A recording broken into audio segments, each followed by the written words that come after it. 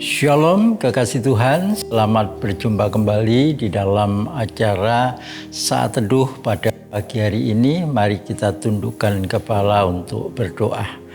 Bapa di dalam surga, Bapa yang kami kenal di dalam nama Tuhan Yesus Kristus, kami bersyukur kepadamu di pagi hari yang cerah ini kami boleh berdiri di hadapan-Mu bersaat teduh. Kiranya Roh Kudus akan urapi kami semua.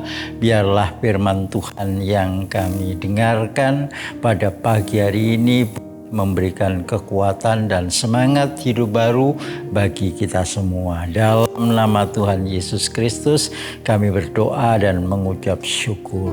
Haleluya. Amin. Kekasih Tuhan, mari kita dengarkan firman Tuhan dari Titus pasal yang kedua, ayat yang ke-11 dan 12 yang berbunyi sebagai berikut. Karena kasih karunia Allah yang menyelamatkan semua manusia sudah nyata.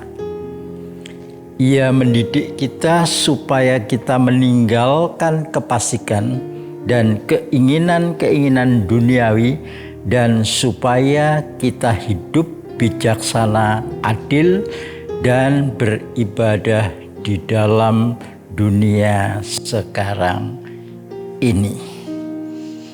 Kekasih Tuhan yang berbahagia, pada kesempatan pagi hari ini kita akan bersama-sama sharing tentang kebenaran firman Tuhan. Judulnya adalah Kasih Karunia Allah Menyelamatkan. Kekasih Tuhan yang berbahagia, kita harus bersyukur kalau di tengah-tengah dunia yang semakin hari semakin jahat ini, kita diingatkan oleh kebenaran firman Tuhan, di mana kita harus meninggalkan kefasikan dan keinginan-keinginan dunia, supaya kita hidup bijaksana, adil, dan beribadah di dalam dunia saat sekarang ini. Melalui kebenaran firman Tuhan ini tidak ada alasan bagi kita semua untuk hidup di dalam kesombongan. Karena hidup ini adalah anugerah daripada Tuhan. Maka orang-orang yang hidup di dalam kefasikan, orang-orang yang hidup menuruti keinginan-keinginan dunia, maka firman Tuhan dengan jelas mengatakan bagi kita semua itu adalah orang-orang yang bodoh. Kalau kita kembali teringat kepada perjalanan kehidupan Rasul Paulus, Rasul Paulus juga mengatakan bahwa di dalam dirinya itu ada dua kekuatan. Kekuatan yang baik dan kekuatan yang jahat.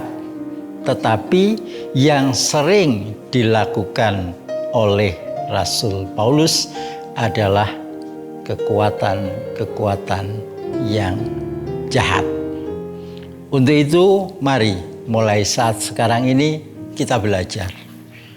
Kita harus mengerti dan memahami akan kebenaran firman Tuhan, agar di dalam kehidupan kita akan senantiasa melakukan hal-hal yang baik, yang berguna untuk kehidupan kita masa sekarang ini.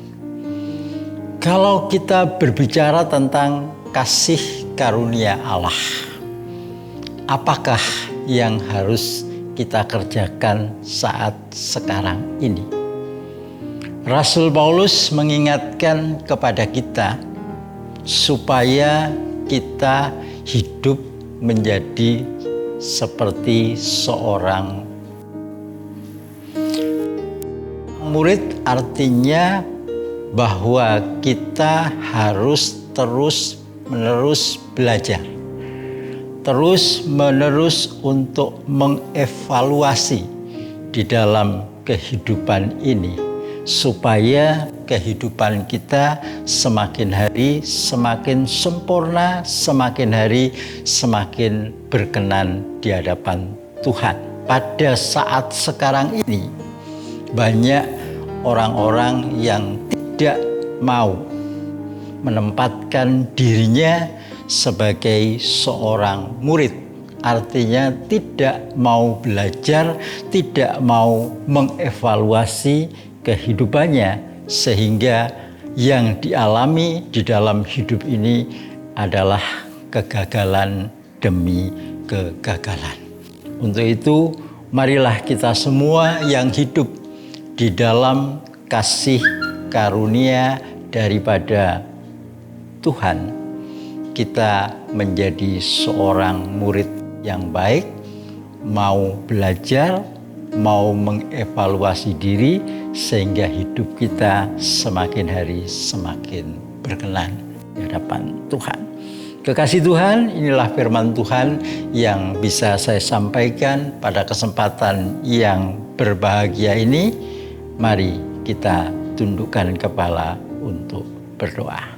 Terima kasih Tuhan Yesus, Engkau sudah memberkati, Engkau sudah menolong dalam kehidupan kami, Engkau sudah mengingatkan bagi kami semua yang ada di dalam kehidupan yang semakin hari semakin sulit, semakin jahat ini, supaya kami bisa menempatkan diri sebagai seorang murid yang terus mau belajar dan mengevaluasi diri kami, sehingga hidup kami boleh berkenan di hadapan-Mu. Sebentar kami akan mengakhiri di dalam acara saat teduh ini.